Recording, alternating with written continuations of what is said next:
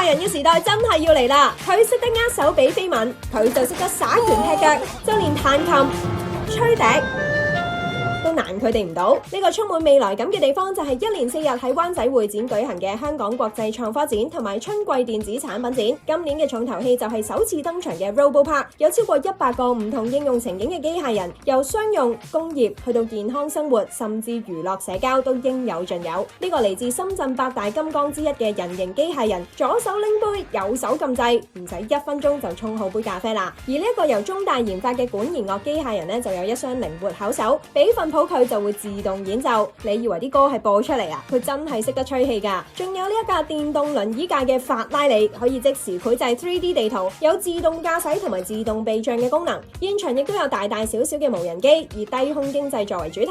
有展商就展出咗涵蓋唔同範疇嘅 AI 解決方案，包括金融、交通、教育同埋醫療等等。至於春電展亦都分咗唔同嘅區域，包括品牌薈萃廊、初創專區，仲有集合咗唔同 gadgets 嘅科技館，好似呢塊鏡咁咧，就可以分析到我哋嘅皮膚狀況。睇人爬龍舟就睇得多啦，自己爬都係第一次啊！喺數碼娛樂體驗館呢度咧，就可以玩到唔同嘅 VR 同埋 XR 嘅裝置。你睇下我玩得幾興奮！今年仲要係貿發局成立60週年，展覽嘅規模創下近年高峰。如果你都想睇下未來世界係點嘅話，就快啲去佢哋嘅 Instagram 登記免費入場證啦！